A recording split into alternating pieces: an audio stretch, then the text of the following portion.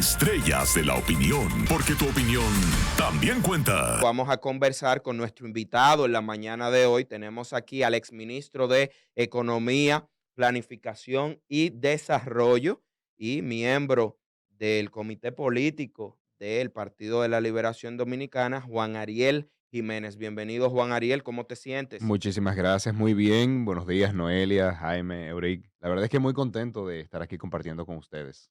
De verdad que es un placer para nosotros tenerte aquí y poder conversar de diversos temas. Juan Ariel, mi primera pregunta va bien picante, porque aquí no podemos perder tiempo, esto es radio. Yo ¿Qué te tú hiciste para mantenerte en la línea de tu gobierno sin crear escándalos, como estamos viendo, los escándalos innecesarios que está creando eh, el señor Pavel Issa, quien es ministro de Economía, Planificación y Desarrollo, de que habla de cosas que ni siquiera van en el marco de lo que es este ministerio? ¿Qué tú tuviste que hacer, tú como joven que tiene ideas que van distintas también a las que planteaba el propio presidente en su momento, Danilo Medina, pero para tú no ir a hacer la nota discordante a los medios de comunicación y crearle ruido innecesario a tu gobierno? Mira, Jaime, lo primero que debo decir es que Pavel es un colega que yo respeto, que le tengo mucha estima, y aunque pueda compartir algunas opiniones con él y otras no, pues sí que entendía cuando estaba en esas funciones que yo tenía que separar mi opinión personal de la opinión del cargo en el momento, porque uno no es su propia persona, uno es un gobierno completo, uno es un funcionario que representa un área. Entonces, claro que a mí me hubiese gustado opinar, por ejemplo, de muchas cosas de educación, y lo hacía en el marco del gabinete de educación. Pero cuando ya salíamos de ese equipo, pues entonces yo me limitaba a responder asuntos que tenía que ver con la economía. Entonces yo creo que esa es una primera diferencia de, tengo muchas opiniones y las debo expresar, las puedo y las debo expresar en el marco del equipo de gobierno, pero hacia afuera, pues tengo que limitarme a los temas que son de mi cartera. Entonces ese era un primer elemento. Y un segundo elemento, obviamente, era tratar de entender al otro. Tratar de entender que cuando el otro tenía opiniones, cuando el otro tenía críticas, aunque fueran distintas a las mías, no por eso le quitaba mérito, no por eso le quitaba valor. Y yo entiendo que en este caso particular, pues obviamente cuando hay muchos dominicanos que se preocupan por el tema migratorio, pues tengo que entenderlo. Independientemente de la postura que se tenga, más a favor, más en contra de la migración, pues yo tengo que ponerme en su lugar. Entender qué está pasando, por qué le está preocupando. Y luego, en función de eso, pues diseñar las distintas políticas públicas que requiere la sociedad. Entonces, donde sí estoy en desacuerdo con él, aunque debo decir que lo respeto y lo estimo mucho, pues ahí sí estoy en desacuerdo de inferir en los dominicanos que están expresando preocupación por el tema migratorio que hay un odio, que hay un racismo, y no, simplemente hay una preocupación genuina de que se esté saliendo de control el flujo migratorio que hay hacia el país. una Pavel Issa dijo en una ocasión también de que es difícil para él hacer, qué difícil es hacer políticas públicas de calidad. En tu experiencia, cuéntanos qué tan satisfactorio fue, qué tan difícil fue para ti o qué tan fácil fue para ti poder articular políticas públicas de calidad que permanezcan y que dejen un beneficio a los que impactan estas políticas. Te voy a responder como me dijo un amigo que fue funcionario del gobierno de Balaguer. Me dijo, mira, ser funcionario público es similar a ser pelotero. Nunca aspires a tener promedio 1000. Un promedio 333 es salón de la fama. ¿Tú sabes lo que significa, Juan Ariel? Le digo yo, ¿qué significa eso? Que tú das un buen batazo una de cada 3 veces, las otras dos, o te poncha o de un rollincito, o un fly. Entonces, tienes que saber que vas a un escenario complejo, donde vas a pegar una de tres, y si pegas una de tres, bien te va. Entonces, lo primero es eso, es tener las expectativas correctas.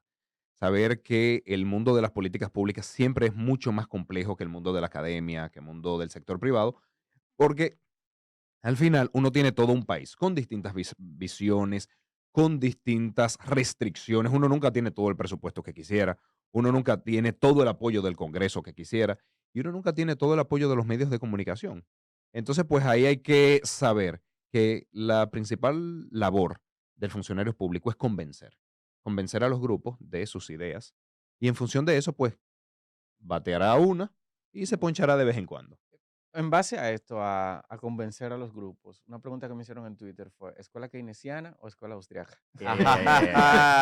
Buena pregunta. Mira, todo depende. A ver, tradicionalmente se ha visto la economía como pertenezco a una escuela y por ende tengo que aplicar las recetas de esa escuela independientemente todo. de la situación. Ujú. Ujú, Pero yo creo que en las últimas décadas, como hay problemas muy diversos, ujú. como hemos tenido que aplicar las teorías económicas a contextos para los cuales no fueron desarrollados, porque hay muchas cosas que se desarrollaron para la Inglaterra de 1950, para el Estados Unidos de 1980.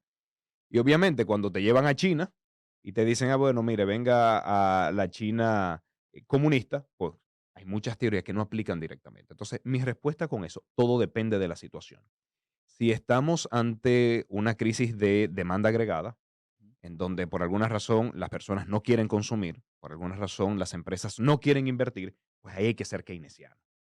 Que no implica hacer el Estado grande para siempre, que implica en un momento particular dar esa medicina y retirar, En tiempos de crisis, tú Exacto. apoyas El dependiendo de la keynesianismo. de la crisis. crisis. Dependiendo de la crisis. Y te voy a dar otro ejemplo. Imagínate Brasil de Lula, un Brasil que viene de Fernando Henrique Cardoso, Ujú, va a un gobierno de izquierda con Lula y había una preocupación de si Lula va a venir a nacionalizar todas las empresas, si Lula va a venir a agrandar mucho el Estado. Entonces se fue cayendo la inversión. En un contexto así, ¿cuál es el diagnóstico? Desconfianza. ¿Cuál es la solución? Transmite confianza y Lula nombra un ministro de Hacienda bastante ortodoxo, bastante conservador. Y la gente que dice, ah, no, pero espérate, el hombre no vino como pensábamos. Y vuelve la inversión y eso reanima la economía. Si ahí te vas con una receta keynesiana, ¿qué dicen los inversionistas? Ustedes ven que se los dije. Ahorita viene una reforma de impuestos y se cae la inversión. Entonces, todo depende de la situación y siempre describo al economista como Entonces, un ¿tú estás médico, de acuerdo con que aumentar los impuestos pone más lenta la inversión? dependiendo del tipo de impuesto. Claro que sí. Mira, hay un impuesto que es Me sumamente agrada odioso, eso, que venga que de es ti. no, sí, porque es que yo sé que en algunos grupos tengo fama de No, keynesiano, de izquierdista, pero eso está bien, no importa. Ese es el debate que tiene que darse en una claro, democracia. claro. Claro. Mira, hay Y que es un impuestos debate sano, y que es un debate realmente. sano. Es lo Y que que yo aporta, porque de ahí salen ideas. Claro, absolutamente. De claro. verdad que yo quisiera Ujú. pasarme más tiempo discutiendo las políticas públicas que discutiendo las cifras del gobierno, que si fue verdad, que si fue mentira, porque es como en medicina, vuelvo. Un médico no debería estar discutiendo con otro. ¿Tiene hipertensión o no? No, señor, mida. Si la tiene, discute la medicina y el procedimiento. Exacto. Bueno, otra pregunta que me hicieron bastante fue, ¿cómo Juan Ariel vio tantos actos de corrupción en el PLD y no dijo nada en su momento? ¿Y qué posición tiene Juan Ariel respecto a estos casos? Te respondo quizás por la posición. Yo creo que cualquier persona que hizo lo incorrecto en los gobiernos pasados, en el gobierno actual, que la justicia le investigue. Y que si se comprueba que cometió un ilícito penal, se le aplique todo el peso de la ley. Que no le falte, pero ni un día la condena. Porque traicionó al país, porque traicionó al gobierno y porque traicionó a su partido. Además de. Entonces yo creo que cualquier caso de un ilícito penal, del pasado o del presente, que le caiga todo el peso de la ley, sea quien sea. Primera parte de la pregunta, lo vi y no dije nada. Primero, es que también tenemos que entender que un funcionario, por el hecho de estar en un gobierno, no está enterado de todo. O sea, por el hecho de yo haber estado, en su momento fui viceministro de la presidencia, yo no estaba al corriente de cómo estaban las licitaciones en los demás ministerios. Yo tenía exceso de trabajo. Yo tenía que estar pendiente de si las leyes que estaba impulsando tenían el apoyo en el Congreso o no, si los programas que yo estaba liderando tenían una buena ejecución, estaban consiguiendo los objetivos que se quería. Entonces no es que el funcionario es un Dios todopoderoso, omnisciente, que todo lo ve y decide, ah, mira todo esto malo y no voy a decir nada. ¿Cómo se cree? Ahora, ¿cómo se cree? Porque la verdad es que pero vamos a ver, es que un gerente de una empresa tampoco lo sabe todo. Ujú. Y por el hecho de yo ser director del Departamento de Recursos Humanos, del Departamento Legal, no sé lo que está pasando en los demás departamentos de la empresa y tampoco soy responsable de ello. Ahora, ¿qué yo sí hice? Bueno, la ley de lavado de activos, que es una pieza fundamental para el combate de los ilícitos, fue una ley que yo coordiné, que yo lideré tanto su diseño como su implementación, así como sus reglamentos. El decreto 1518, que limita las compras públicas y que establece todo un esquema para dar seguimiento, también yo lideré ese equipo. Entonces yo creo que no es solamente salir a denunciar las cosas, también cuando uno está en un cargo es diseñar las políticas públicas para prevenir y también para perseguir. Y en eso trabajé. Muy bien. Hay una pregunta que también hicieron mucho y es ¿cuántas licitaciones ganó el empresario Alexis Medina en el Ministerio de Economía, Planificación y Ninguna, Desarrollo? ninguna. Ninguna, es un ministerio que ahí no, tampoco hay mucha Tampoco, Tú sabes, cosa. Jaime, lo Ahí, que yo digo. ahí no tampoco hay hay que mucha explicar cosa. mucho ahí. Ahí lo que hay que saber mucho. Yo No sé si decía, trabajaste ahí con mi tío Delio Rincón. no, No. no, espera, con Delio yo trabajé, pero anteriormente, cuando yo estaba en el Ministerio de la Presidencia, claro que sí, yo trabajaba Asunto de mucho con el cambio ministerio, climático, medio absolutamente, ambiente. claro, claro. Entonces ahí sí, ya cuando estaba en el Ministerio de Economía, no. Pero yo relajaba y yo decía, bueno, es que el Ministerio de Economía compra botellitas de agua y café, básicamente, paga Hay nómina. mucho papel Y y mucho papel, entonces imagínate. Algo que cuestiona mucho es... ¿De qué se encarga? Exacto. ¿De qué se Eso iba a encarga preguntar. principalmente el Ministerio de Economía, Planificación y Desarrollo? Sus funciones básicas. Primero, pensar y organizar el futuro. Decir, el futuro de la República Dominicana, ¿cómo Diablo, queremos en que mano de sea? Pavel dice que está el Entonces, futuro de este país. Ay, ay, ay, ay. Jaime, Te va a dar un teque-teque, Jaime. Ay, ay, yo voy a salir malo de aquí. Mira, pensar y planificar el futuro. Cuando un país, por ejemplo, Jaime, ve que se requiere desarrollar una industria, que tú digas, mira, por alguna razón nosotros tenemos que desarrollar la industria de software. ¿Por qué? Porque el turismo quizás estamos viendo que va a tener dificultades o porque el esquema actual de zonas francas va a tener dificultades, pues entonces tiene que planificar ese proceso. ¿Qué recursos humanos se van a necesitar? ¿Qué tipo de incentivos? ¿Qué tipo de correcciones al esquema impositivo, al esquema legal hay que hacer para que eso se desarrolle? Entonces es más como pensar el futuro y obviamente tiene elementos relacionados a la inversión pública, que es fundamental, aprobar los proyectos de inversión pública, diseñar políticas públicas para motorizar la inversión pública.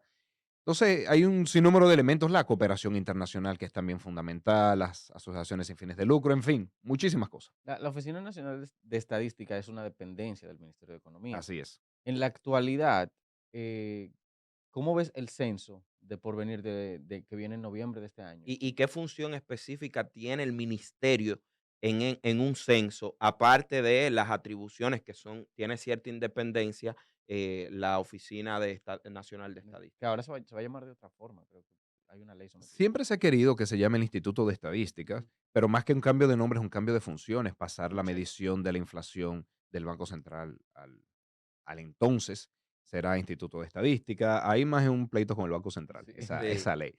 Mira, la ONU efectivamente está adscrita al Ministerio de Economía y como establece la ley 247-12, el ministro o la ministra es el encargado de velar porque sus acciones sean las correctas. Entonces puede tener más o menos involucramiento en ese proceso. ¿Cómo yo veo el censo? Sumamente importante, es una herramienta fundamental para todo, viejo, para el diseño de políticas públicas, hasta para saber cuántos son en una provincia. Entonces, me preocupa algo con relación al censo. Mira, quizás que se vaya a realizar muy deprisa y que por eso se cometan errores. Pero yo sé por dónde tú vas, Jaime. Yo No, tú has leído sé mi por tweet, dónde tú vas. tú has leído mi Claro que lo he tweet. leído tus tweets. Mi Te tengo que miedo decir, es La yo de que no hay un tengo, precedente mira, con mira, Pavel. yo no tengo ese miedo y te voy a responder. Y aquí déjame defender un poco a mi amigo Pavel. Defiéndelo ahí. No, mira, uno puede tener opiniones distintas con Pavel. Uno puede pensar que está opinando de temas que no son propiamente de su órgano al que pertenece, que es el Ministerio de Economía. Uno puede diferir en su visión que tiene de cualquier cosa. Ahora, yo que lo conozco, te puedo decir, es una persona en extremo íntegra y no sería capaz de alterar un elemento, una política pública por una convicción particular. Entonces, tú me dirías a mí, sospecho que va a modificar los números para promover una agenda. De verdad te lo digo. Pavel no. Eh, Pavel no. Ahora, tú puedes decir, ¿estará promoviendo políticas públicas que vayan en contra de lo que cree una parte de la población? Eso sí, pero si Pavel sabe que algo es 5, no te dice ni 4.5 ni 5.5, te dice 5. De verdad que es una persona íntegra, no solamente en el manejo de los recursos, también en lo que cree. Y lo que cree no lo cambia ni un gobierno ni nada. Está bien, bien que sea íntegro. Yo no conozco a Pavel, apenas he leído de su vida. Pero si bien es cierto que tal vez no falsee datos, pero ¿y esta nueva variable de afrodominicanos? ¿Cómo la ves? Todo depende de lo que se use, porque es que tenemos que tener cuidado de construir nuevas identidades. Mm, Las identidades culturales, las identidades nacionales son procesos que toman décadas. Y cuando por alguna razón uno quiere repensar la sociedad, las reingenierías sociales siempre han sido complicadas, ¿eh? Hasta en Singapur con Lee Kuan Yew fue complicado. Entonces, pues eso hay que tener cuidado y también hay que distinguir que algunos grupos tengan su espacio, se les respete, se les aprecie, se les considere primero por su condición de ser humano. ujú. Ahora, lo que no se puede es extrapolar del grupo a la generalidad. Ahí es que habría dificultades. ¿Va a influir eso en el censo? La verdad es que no sé, todo depende del cuestionario que se use. Muchas veces esos cuestionarios son trabajados con organismos internacionales, lo cual le preocuparía Peor, todavía peor más a Jaime, todavía. lo cual le preocuparía más a Peor. Jaime, yo lo sé, pero quizás hay una pregunta que a uno no le guste o dos, pero de verdad que un No, censo, porque yo entiendo la función del censo, tú la acabas de Claro. decir. eh, Esto ayuda, nos dice cuántos somos, cómo estamos, qué buscamos, cómo va la pobreza, en qué condiciones vive la gente, muchísimas cosas, muchísimos datos importantísimos, pero también tengo esa preocupación de qué puede ocurrir con estos datos, cómo pueden moverse estos datos para hacer cosas en función de una agenda ideológica que no necesariamente son los valores que tiene la República Dominicana. Y en ese mismo orden me gustaría saber, tú contrastas los datos y hemos visto también cómo desde el gobierno hasta allá te han puesto tu medalla ahí de que hay que atacarte y lo ha hecho el mismo vocero del gobierno, que es el señor Homero, y me gustaría saber estos datos, la lectura, ¿cuál es la diferencia? Porque al final son números, o sea, yo no así puedo es. decir, el gobierno tuvo exportaciones de tanto y que el gobierno diga otra cosa, porque al final es un Es número, un tú número, no lo puedes exacto. cambiar, al menos que tú mientas. Entonces, ¿qué es lo que está pasando actualmente con los datos que da el gobierno y con los datos que tú das que has dicho que lo del mismo gobierno? Entonces, ¿qué, son datos Absolutamente. diferentes, se sacan de otro lugar o es que hay, el gobierno está dando datos de la misma cosa varias veces, como pasó con el COVID-19, que la Junta Central Electoral dijo que eran 8,000 y pico de muertos y el Ministerio de Salud Pública dijo que eran 4,000 y pico? ¿Qué es lo que está pasando? Te explico. A ver, yo nunca he desconfiado de un dato oficial, ¿eh? Si nosotros vemos cómo el PRM hizo oposición, el PRM desacreditó todas las informaciones oficiales, Sí, ¿verdad? sí, todo lo Yo, oficial. ninguno de nosotros lo ha hecho. Hay que respetar la institucionalidad. Ahora, los datos se pueden usar para dos cosas. Se pueden usar para diagnosticar qué verdaderamente está pasando. Y en base a ese diagnóstico, entonces diseñar las políticas públicas que den respuesta a eso. O se pueden usar para crear un discurso que llene un ego. Yo te voy a dar un ejemplo. Si se quiere ver qué está pasando con el mercado laboral, toda la vida se ha usado las informaciones de la encuesta de fuerza de trabajo del Banco Central. Pero no solo en República Dominicana, en todos los países del mundo hay un órgano que va a las casas y a las empresas a preguntar, ¿usted está trabajando? Sí o no, Claro. ¿en dónde? Todo lo demás, ¿verdad? Las informaciones del mercado laboral del Banco Central dan cuenta que todavía no nos hemos recuperado completamente post-COVID. Las informaciones del Banco Central te dicen que todavía al inicio de año, enero-marzo, que es la última estadística publicada, había más de 100.000 empleos menos que previo al COVID. ¿Por qué ese dato es importante? Porque te sube una alerta de que debes diseñar políticas públicas para creación de empleo. Si crees que todo está bien, entonces eso no es necesario. Y entonces simplemente nos dedicamos a autoaplaudirnos. Ahora, ¿qué hace el gobierno? Como sabe que esa estadística todavía no le permite llenar el ego en un discurso, se va a la Ouch. tesorería de la seguridad social. Entonces, cuando tú ves los datos de la tesorería de la seguridad social, lo que te dice en la página 1 es que no use esos datos para monitorear el empleo formal. Eso es lo que te dice la página 1. ¿Pero y por qué? Porque al final todo el empleado formal está en la tesorería de la No, seguridad social. no, porque muchas empresas, cuando tienen deudas co- Con la se- tesorería. con la tesorería, entonces no pueden tributar en el sistema y dejan de cotizar. Es por eso que la misma tesorería te dice, los datos de la seguridad social incorporan los efectos de una serie de leyes, entre paréntesis, amnistías, Ujú. que han alterado los números. Entonces, en particular, la ley 1320 estableció una amnistía que permitió que más de 300.000 personas regularizaran su afiliación. Eso no son empleos nuevos, son empleos regularizados. Como que tú estabas en una empresa, es más, hasta entidades del gobierno. Sí, claro. Alcaldías Alcaldías. La tienen una mayoría deuda, de las claro, alcaldías. Claro, ¿Tú claro. entiendes? Entonces, Ujú. cuando se procede a regularizar eso, no es que se crea La un mayoría de empleo. alcaldías no pagan ¿Tú TCS. entiendes? Y se la Entonces, cogen, que lo peor. entonces ¿qué Sí. pasa? Se Como la el, descuentan y la cogen. bueno, tanto así yo no sé. Claro, Pero bueno, sí, sí, claro. mira, mucho. entonces, ¿qué pasa? Como a pesar de que la tesorería lo dice en su primera página, como ese dato te llenaba el ego y te permite ponerlo en un discurso y que se pretenda que la República Dominicana, su fundación empezó contigo y que antes de ti no existía nada y que ahora todo está bien y vivimos como en Suiza, entonces por eso se usa un dato incorrecto. Y así te puedo decir de, por ejemplo, la delincuencia. ¿Cómo dice que ha bajado la delincuencia? Sí, el Observatorio de Seguridad Ciudadana en su página web te dice que ha aumentado un 22%.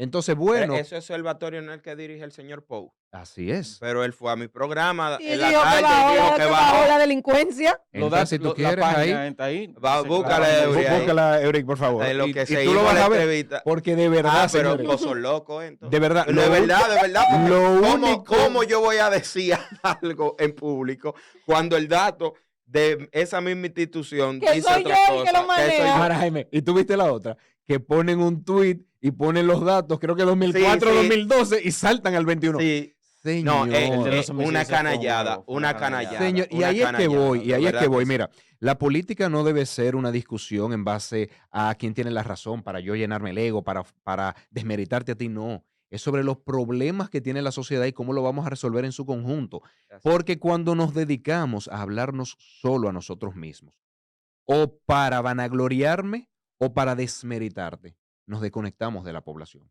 Y ahí es que la población entonces empieza a ver con desconfianza y empieza a tener recelo de los partidos políticos. Y ahí vienen todos los problemas con los outsiders y una serie de Los vengadores los sociales. vengadores sociales, y se ve una inestabilidad política que en ningún país del mundo ha dado resultado. Entonces, por eso es que yo insisto, volvamos a la verdad en la política y discutamos los temas migratorios, los temas más gobierno, menos gobierno, eso, discutamos la medicina, no el diagnóstico del paciente.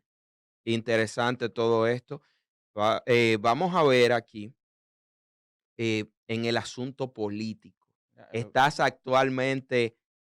actualmente apoyando a alguno de los precandidatos en el Partido de la Liberación Dominicana? Han quitado, No, han todavía quitado no, pero 2022. no, pero espera, sí ellos y no han estado publicando los informes anuales, pero sabemos cómo llegar ahí. Mira aquí, estadística, homicidios, Te- tú entras aquí, claro, y vas a ver cómo te va a salir un tablero de Power BI.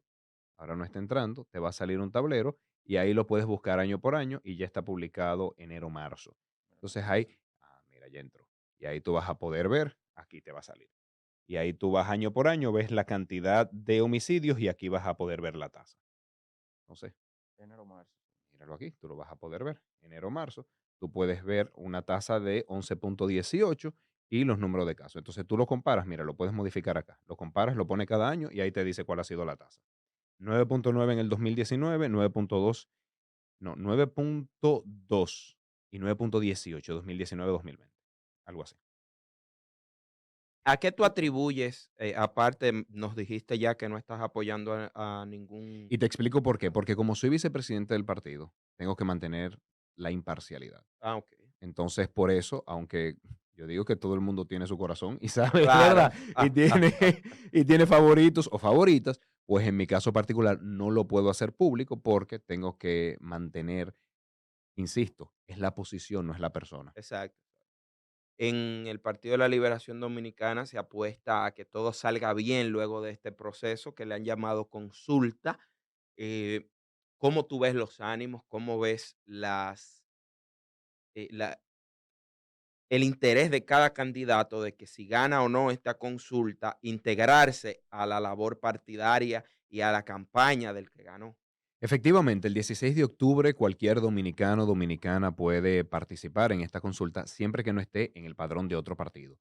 Entonces puede ir, decir, opinar sobre quién entiende debe ser el candidato del PLD. Hay 3 hombres, 3 mujeres, más jóvenes, menos jóvenes, más de izquierda, más de derecha. En fin, tenemos un menú bastante amplio para que las personas elijan. Obviamente, pensando en el pasado, siempre hay el temor en la población de que se produzca una escisión como hubo en el 2019, cuando un precandidato perdió, no aceptó los resultados y por eso se fue y fundó su propio partido. Eso es un temor válido, pero yo creo que hemos aprendido la lección, hemos visto cómo eso pasa factura y que al final quienes terminan pagando son todos los miembros del partido. Entonces yo creo que lección aprendida, con dolor pero aprendida, eso hace que ya ese tipo de conductas no se toleren. Claro está, cada quien se siente ganador, cada quien piensa que el 17 de octubre va a ser la persona que va a encabezar nuestra boleta, pero al final habrá solamente un ganador o ganadora. Y los demás hacen su duelo, se molestan, hacen sus rabietas, Ujú. pero al final tienen que aceptar el ¿Y resultado. por qué decidió el PLD hacer este tipo de comicio de forma abierta y no cerrada como otros? Porque los padrones de los partidos tienen muchas dificultades, Eurica. De verdad que una de las fallas y de los mea culpa que tenemos que hacer como partido es que hemos inflado los padrones demasiado. Entonces, pues, ¿Podrías repetir eso un poquito? sí, no, claro. Mira, yo, si la gente supiera lo crítico que yo soy, yo porque no me hacen la pregunta, pero sí, claro que sí. Uno de los mea culpa que tenemos que hacer los partidos políticos, que creo que hay que hacerlo y creo que hay que ser autocrítico es que tradicionalmente hemos tenido padrones que están inflados, señores, pero hubo uno que dijo que iba a llevar 2 millones de firmas al Centro Olímpico. ¿Lo dijo, sí? Claro, entonces Lo dijo. ya, mira, ya hay una población mucho más informada, ya hay una población mucho más educada, donde ese tipo de afirmaciones de verdad no suman. Al final lo que uno pierde es credibilidad. Entonces, como los padrones han estado en todos los partidos, ¿eh? En todos, hasta en los pequeños, ha estado tan inflado, pues es casi que aleatorio el que una persona esté o no. Entonces, ya para eso, hacerla semiabierta, porque si no Semiabierta. puede participar nadie que esté en otro partido. Ok. Sí, y iba a preguntar eso mismo, de que ustedes utilizan el eslogan sumando estrellas, pero yo Ujú. creo que ustedes la multiplican.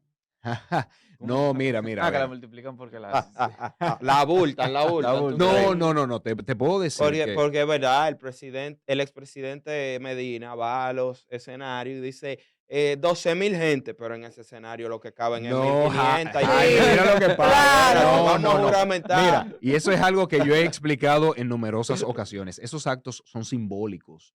Esos actos es para uno tener una imagen y para uno poder Mintiéndole a la gente. no, espera, no, espera, no es. Claro. No es Claro, mintiendo. porque Nunca se ha dicho, en ese acto hay 12,000 personas. Se ha dicho, en esta provincia se han inscrito 12,000 personas. La juramentación orgánica se produce a lo interno de su organismo. O sea, se produce en un comité intermedio, en un comité de base, en un comité municipal. El acto es solamente un elemento simbólico donde se eligen de cada una de las comunidades representantes que vayan. Entonces, yo creo que, y entiendo que podemos mejorar la comunicación donde se explique en esta provincia, no están todos presentes en el acto, porque señores, en la mayoría de las provincias no hay un lugar donde pueda recibir a Yo, 2.000 personas. yo sigo pensando que la multiplican, pero voy a leer esta pregunta que nos hace Dante. Dice, nos gustaría saber qué entiende Juan Ariel Jiménez que pueda ofrecer el PLD que no haya ofrecido ya Leonel en 3 periodos de gobierno y los 8 años de Danilo. Obviamente, los problemas son distintos y van cambiando. Yo creo que el PLD ahora mismo tiene que pensar los problemas que más preocupan a la sociedad. Si ustedes se fijan, el PLD de 1996 prometió modernidad. Y modernidad trajo. Veníamos de un periodo donde el presidente era ciego y República Dominicana estaba con pocas relaciones internacionales. En el 96 prometió modernidad, se trajo. En el 2004, ¿cuál era el problema del momento? Una crisis económica producida en el gobierno del PRD. ¿Qué prometió el PLD? Estabilidad. Y eso trajo estabilidad. En el 2012, ¿qué problema estaba inquietando a la sociedad dominicana? Bueno, estaba inquietando la desigualdad, que se decía, señores, pero este crecimiento económico solamente va para los ricos. Entonces, por eso, ustedes ven que en el 2012 se viene con una oferta que pone en el centro las microempresas, los productores campesinos que había que hacerle su visita sorpresa, los estudiantes que tenían que ir a 2 tandas. Entonces, esa era la oferta del momento y, por supuesto, educación, que la sociedad reclamó un 4%. Entonces, yo creo que en este 2024 la sociedad dominicana está requiriendo más institucionalidad, un combate mucho más efectivo a la corrupción, a la impunidad, unos elementos de prevención mucho más eficaces.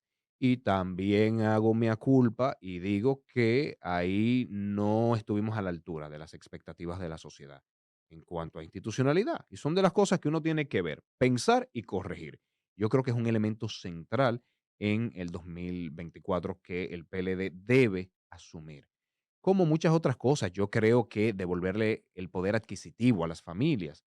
Ahora mismo las familias están viendo que sus salarios han aumentado muy poco y que la canasta básica se ha disparado por las nubes. Entonces yo creo que el PLD también tiene que asumir esa bandera de qué políticas públicas va a promover para que la gente pueda ir a los supermercados sin tener miedo de que aquí no puedo comprar nada, para que la gente no espere a final de mes con la preocupación de que esta factura eléctrica me va a descuadrar mi ya golpeado presupuesto.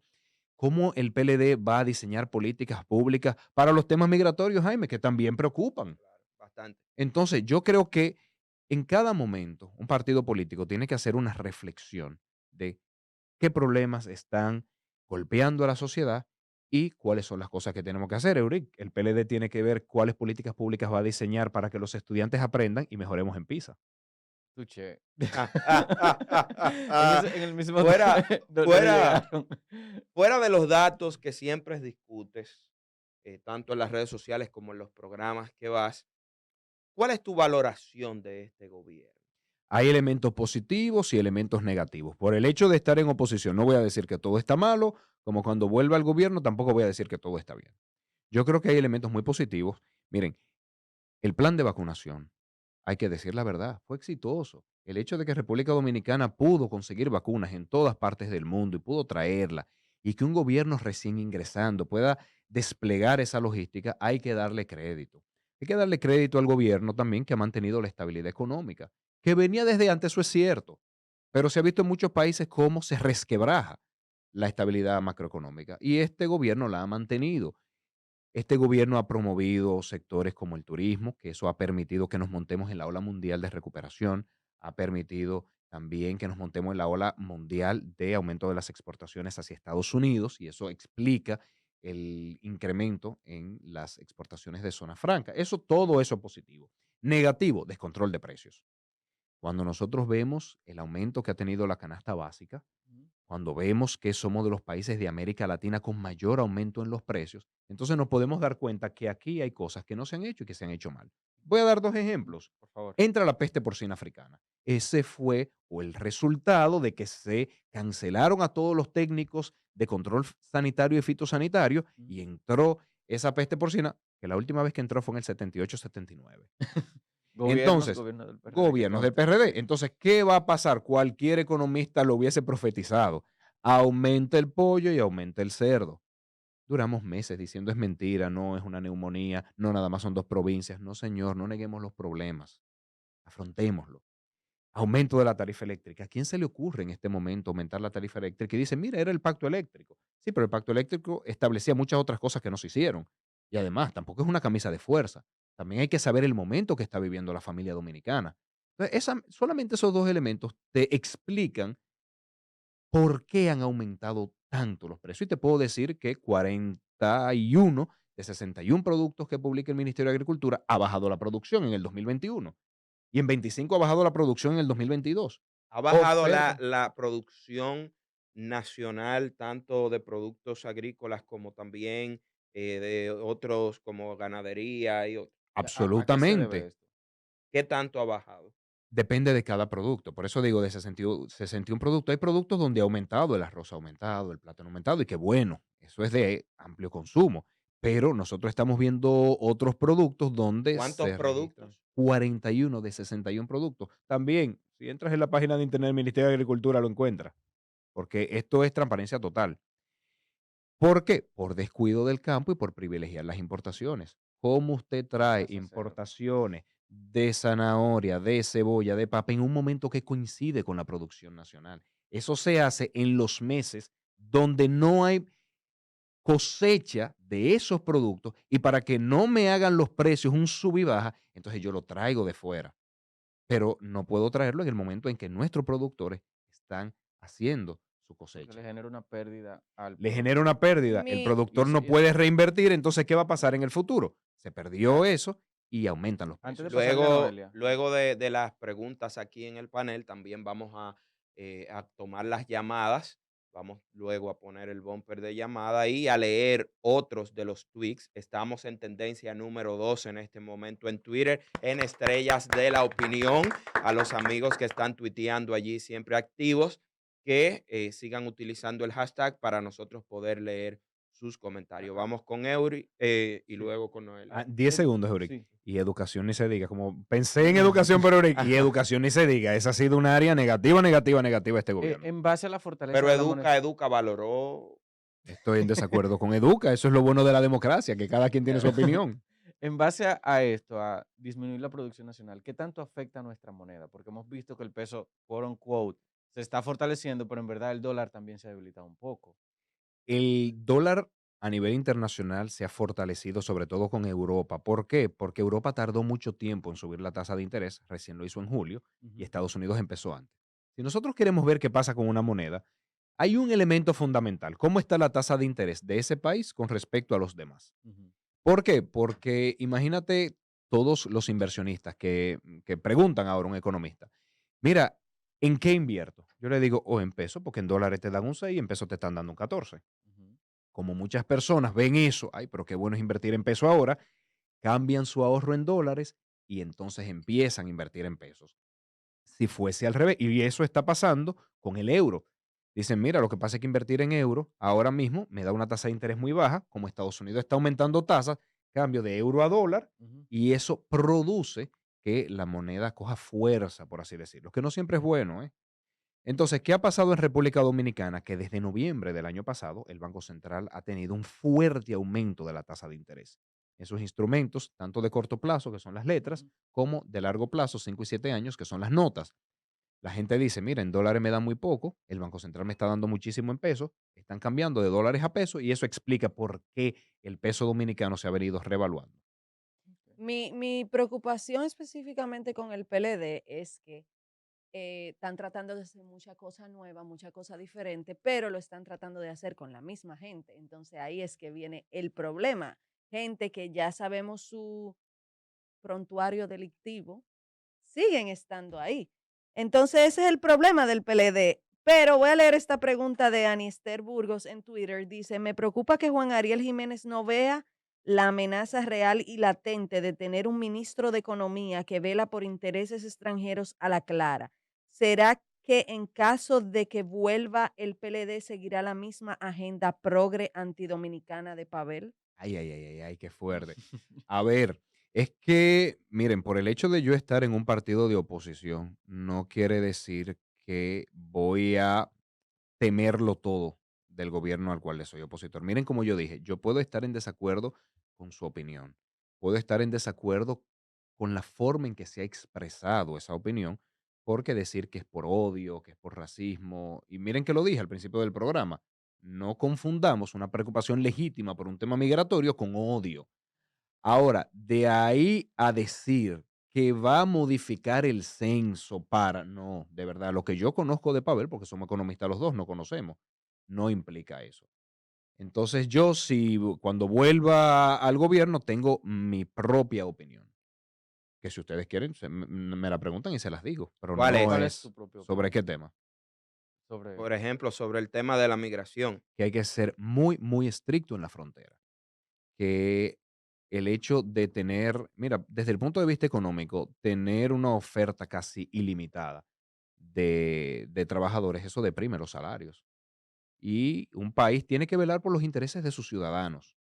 Entonces, el interés primordial de un gobierno es el de su gente. Y el gobierno dominicano, su interés primordial deben ser los dominicanos y las dominicanas. Ahora, si hay una persona aquí, esa persona es un ser humano y como ser humano es digno. Entonces, no por eso se le tiene que maltratar. Por eso yo fui muy crítico del gobierno, de lo que estaba haciendo en los hospitales y en las escuelas. Yo decía, el control migratorio es en la frontera, no es en los hospitales. Entonces, miren cómo yo ni un extremo ni otro. Pero definitivamente un control migratorio estricto, eso se tiene que realizar, que debe pasar por el mercado laboral. Porque el problema es la contratación de mano de obra barata, Ilegal. ilegal. Y es un problema que está en República Dominicana, como está en Estados Unidos, como está en España. O sea, es complicado. Una pregunta que me hacen en Twitter. ¿Qué piensa Juan Ariel de la reunión de Danilo Medina y Luis Abinader? Fue una reunión cordial. El compañero Temístocles Montaz falleció su madre, a quien, por cierto, expresamos nuestras condolencias. Y tanto el expresidente Medina como el presidente Luis Abinader fueron a la misma hora a dar el pésame y son dos personas con respeto, con madurez para poder compartir. El hecho de estar en partidos distintos no quiere decir que uno sea enemigo. Se reúnen ahí, comparten un poco, le dan su pésame y luego ya cada uno se va a su lugar, pero eso no, no es una reunión política. Ahí había decenas de personas. En otro tenor también, ¿qué aspiraciones tiene Juan Ariel para el 2024? ¿Piensa postularse a un cargo electivo? Esa es una excelente pregunta. No me he decidido todavía. Uno nunca lo descarta, ¿eh? Mm, Porque uno está en la tómbola. Y el que claro. está, y el que esté en la tómbola, todo puede pasar. Pero estoy muy enfocado en todos los cambios que debe hacer el partido. Entonces estoy pensando tanto en el partido que no me he dado el tiempo para pensar en una candidatura propia. No la descarto, tampoco la firmo. Eso depende mucho del momento. Eso depende mucho también de lo que pase en octubre. Depende mucho del año que viene, qué tanto van a requerir de mí el candidato o candidata presidencial, los distintos candidatos para otras posiciones electivas. Entonces, pero yo tiendo a pensar poco en mí, de verdad que sí. Sí, pues, muchas veces el militante de partidos, pero eso no milito, se debe más al partido que a sí mismo en muchas ocasiones. Y eso puede ser bueno y puede ser Puede ser malo. malo, sí. Porque el hecho de que una persona tenga contrapeso en un partido, y ahí el discurso de Sanguinetti cuando se retira de la vida política en el Congreso es fundamental. Eso sirve de contrapeso. Así es, Hello, tenemos una... buenas, ¿con quién hablamos y desde dónde? Sí, buenos días. Con Juan del distrito. Tocayo, Juan. Cuéntanos, Juan. Así mismo es. Señora, nada, antes que todo, felicitarlo por su programa. Lo escucho todos los días y ya son parte de mi rutina y de la de mucha gente que conozco. Gracias. Gracias. Sigan así. Mira, tengo una pregunta para Juan Ariel en cuanto al... ahorita tú estabas hablando del tema del poder adquisitivo del ciudadano promedio. Entonces, mi pregunta es la siguiente. ¿Qué acciones tú entiendes que se deban tomar para ir de camino a este objetivo? Ya que o sea, se entiende en economía que el ciclo de estar aumentando salario a la vez genera aumento de precios y empieza un círculo vicioso que o sea, hay muchas ideas encontradas en ese aspecto.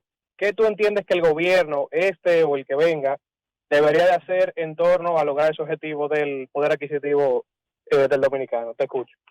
Bueno, tocayo y casi colega, porque se ve que domina muy bien los temas de economía, porque estaba describiendo el círculo vicioso que puede ser aumento de salarios y aumento de precios. No siempre se da, todo depende. Entonces, Juan, en ese sentido, mira, el aumento de precios actual se da básicamente por un aumento en los costos. Entonces, si el gobierno decidiese que debe frenar el aumento de los precios, lo primero que tiene es que intervenir en los costos. En ese sentido, yo escribí un artículo el 5 de abril donde daba una serie de recomendaciones. Vámonos costo por costo. Por ejemplo, se dispararon las embarcaciones. Y es verdad. Ahora, ¿qué uno tiende a hacer? Uno alquila barcos mucho más grandes Ujú. y con eso reduce el costo de transporte marítimo por tonelada métrica.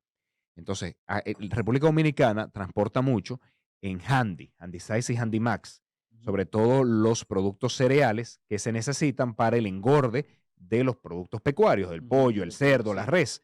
Entonces, como tiene que traer trigo, maíz, soya, sorgo, y lo traen barcos muy pequeños, vamos a coordinarnos, traerlo en barcos mucho más grandes, y ahí se puede disminuir el costo de las importaciones. Es como O- comprar en clúster. Exactamente. Ujú. Y Jaime, voy a usar tu idea para un segundo elemento. Los fertilizantes estaban aumentando. ¿Qué Ujú. se tienen que hacer? Compras conjuntas. En lugar de que cada productor agropecuario esté importando su propio fertilizante, usted los reúne en una mesa y dice, vengan, el gobierno es que va a comprar por ustedes. Porque el gobierno, obviamente, cuando va con un exportador internacional, le dice, no, mira, es que yo no te voy a comprar $1 millón, te vengo a comprar $100 millones. Entonces, bájame el precio. Claro. Tiene una fuerza de negociación que Mayor. puede utilizar. Ujú. También tenemos que dar para atrás a todo el aumento en la factura eléctrica. Que me imagino que esto de estas compras también puede servir mucho una entidad que nosotros criticamos bastante, que es el Parlacén, el Parlamento Centroamericano. Me imagino que allí se pueden generar algunas coordinaciones para poder comprar en conjunto con otros países. Y tú das una muy buena idea porque con el tema de alto costo, nosotros comprábamos junto con Claro. otros países de Centroamérica y Ujú. por eso podíamos adquirir los medicamentos a más bajo precio, porque decía, mira, ya no es ni siquiera República Dominicana, ahora son 5 países. O te ponen precio o le compramos a otra gente. Y eso ayuda a disminuir los costos. Entonces, también a nuestro radioescucha Juan, hay un elemento fundamental que es promover la producción nacional, trabajar sin descanso para que nuestros productores agropecuarios invertir en caminos interparcelarios, en la mejora de los canales de riego, porque eso tiende a disminuir costos. Tanto así que yo estoy haciendo mi tesis de una maestría que estoy haciendo en los efectos que tiene la infraestructura rural en la disminución de los costos de los alimentos. Entonces, trabajar eso, trabajar con la importación de semillas mejoradas. Eso explica, por ejemplo, por qué la producción de arroz está subiendo, porque se desarrolló en el gobierno pasado 2 nuevas Ujú. clases, variantes del arroz que tienen una productividad más alta. Entonces, yo creo, Juan, y para resumir y no hacer la respuesta muy larga, trabajar con los sectores productivos para disminuir los costos, aumentar la producción y eso va a ayudar que por un elemento de oferta y demanda bajen los precios. Y en su defecto, tanto el salario como tal se acondiciona más al mercado también. Efectivamente, porque cuando aumenta la productividad, entonces de repente Jaime es tan productivo que ya todas las empresas lo quieren contratar. Exacto. Entonces, o le suben el salario aquí o se va para otra emisora. Es- Y es el aumento en la productividad lo que realmente determina el aumento de los salarios en el largo plazo. Y para eso es fundamental la educación. Mediano plazo, mejorar las competencias de las personas para que con eso puedan obtener Una- mayores ¿Cómo salarios. se generan empleos, Juan Ariel? Mucha gente habla, bueno, y la política pública, la mejor es generar empleo, porque cuando tú le pones a la gente en capacidad de consumir Ujú. y ya tiene una serie de valores agregados, como de que ya tú eres libre, ya tú puedes tener auto gestión de ti mismo y tienes capacidad para muchísimas cosas con el empleo. ¿Cómo se genera? Déjame decir una frase que yo sé que le va a gustar a Jaime. El mejor dirigente sindical es el pleno empleo. Es así. Cuando hay pleno empleo, las cosas positivas ocurren. El aumento de los salarios, mejora en las condiciones laborales. Entonces, ¿cómo se genera? Llevando a los sectores productivos a que produzcan más y desarrollando nuevos sectores. Te voy a dar un ejemplo de cada uno. Cuando en República Dominicana se amplió las zonas francas y pasamos de zona franca de textiles a zonas francas de equipos médicos, de equipos electrónicos, se vieron en la necesidad de contratar más personas para poder Claro. producir más. Pero también cuando entrenamos a los jóvenes en el dominio del idioma inglés y con eso pueden ingresar en un empleo de un call center y eso hace que también vengan más empresas internacionales de call center al país, entonces todo eso permite que se creen más empleo. Sectores que ya están, que produzcan más. Sectores nuevos que se desarrollen. Un ejemplo de esto es la exportación que tenemos de talentos en cuanto a coding, a desarrolladores Absolutamente. de software. Esto no se le da el incentivo correcto. ¿Qué podría Y hacerse en este déjame caso? comentarte, Euric, hay estudios que establecen que en los Estados Unidos hay cerca de 1.4 millones de desarrolladores de software de déficit. Y cuando uno ve las aulas norteamericanas, que ve que hay apenas una matrícula de 400,000, uno dice, mire, es que hay un déficit creciente y que no se va a arreglar por ahora. Ujú. Eso ha disparado el salario o los ingresos de los desarrolladores en Estados Unidos y las empresas tienen que ir a subcontratar a todas partes del mundo. Y van mucho a la India. Y van Y mucho a la están India. viniendo ¿Por aquí qué? ahora. Y están veniendo aquí. ¿Por qué van a la India? Porque hablan inglés y porque son buenos en temas de tecnologías de la información y comunicaciones. Entonces, si desarrollamos, por ejemplo, a través de un sinnúmero de programas, tanto técnico medio como técnico superior, para los desarrolladores de software, front-end, back-end, middle-end, entonces ahí se puede ayudar a un sinnúmero de jóvenes a que luego de un entrenamiento de 1 y 2 años puedan conseguir empleo bastante bien remunerado en Muy el bien sector remunerado. de desarrollo de software. Pero para eso vuelvo y caigo en el tema educativo. Eso es fundamental. Esos jóvenes tienen que saber buena matemática, porque esa es la base de la programación. Tienen que tener habilidades de comunicación y tienen que dominar el idioma inglés. Entonces, si trabajamos en eso, pudiéramos ayudar a que decenas de miles de jóvenes puedan encontrar trabajo. Y eso es fundamental, ¿por qué? Porque el desempleo de los jóvenes y las mujeres son los dos grupos poblacionales que tienen un desempleo más alto. En ese mismo tenor, muchas personas dicen que aquí no hay suficientes oportunidades para estudiar y demás. Y una de las preguntas, yo no suelo hacer preguntas personales porque entiendo que lo personal es No, tranquilo. Yo personal. sé por dónde vas y con Sí, gusto te la respondo. que incluso contestaste que le ibas a contestar. Y es que se critica mucho de la fortuna de los PLDistas, de tus estudios, de tu padre y demás. O sea, Claro que sí. Mira, yo estudié en el país, en la Pontificia Universidad Católica Madre y Maestra, mi carrera de economía con mis ahorros propios. Yo tomaba una parte de lo que mis padres me daban en el bachillerato y lo iba guardando y eso me ayudó a que cuando la crisis de Baninter, porque yo estudio economía, 2003-2006, se habían disparado las tasas de interés de los certificados. Entonces yo mis ahorros los tomé, lo puse en esos certificados a casi un 60% de tasa de interés y eso me ayudó a pagar mis estudios muy inteligente. junto con la ayuda de una tía madre que tengo, porque mi madre no estaba empleada, por ser mi madre, la despidieron en el gobierno del PRD a los 15 días que empezó el gobierno. Entonces mi familia vivió una situación económica complicada. Yo soy producto de una familia de madre soltera, como ustedes bien estaban discutiendo anteriormente. Entonces, Pero pues, tú y tu papá, la relación tuya y tu excelente, papá. excelente, pero mis Ok, padres se separaron cuando yo tenía como 2 años, yo no. ok. Entonces, pero una muy buena Pero relación. Felucho tenía su efectivo, líder. Sí, pero él tiene una filosofía que él dice, después de los 18 años, los niños y niñas tienen que hacerse hombres y mujeres. Porque mucha gente quiere ponerlo, pero según mis datos, Felucho tenía ya dinero desde antes del Claro, PLD llegar al poder con un asunto inmobiliario. absolutamente. Bueno, primero porque mi abuelo era un exitoso productor agropecuario de La Vega, todo el mundo de La Vega lo sabe, y segundo porque mi padre desarrolló la actividad inmobiliaria desde muy joven, antes de que entraran los gobiernos del PLD, en momentos donde el terreno adquirió mucho valor. Él compró barato y vendió caro, como se hace en el Claro. mercado inmobiliario. Pero él tiene una filosofía y se la respeto. Para no desarrollar hijos dependientes de los padres, usted a los 18 años tiene que buscarse la vida. Y lo aprendió eso de su padre. Entonces, por eso él decide, mira, mi hijo, a los 18 años, ya págate tú tus estudios, vete a trabajar, haz lo que tú quieras. Y yo sabiendo eso, porque siempre se ha discutido en mi familia, entonces hice mis propios ahorros. Luego me voy a Estados Unidos y la gente dice, no, con becas, sí, con becas de los Estados Unidos. Yo La Fulbright. participo en la beca Fulbright y apliqué a la beca Chevening de la Embajada de Inglaterra, no me la dieron, apliqué a la beca Fulbright sí me la dio, entonces eso me permitió irme a los Estados Unidos. Debo decir, porque yo soy en extremo transparente, que luego de yo aplicar y luego de habérmela ganado, fue que el MESID firmó el acuerdo Fulbright-MESID y se amplió de 3 a 17 la cantidad de jóvenes que nos fuimos a estudiar fuera. Pero ya yo había aplicado y ya yo me la había ganado.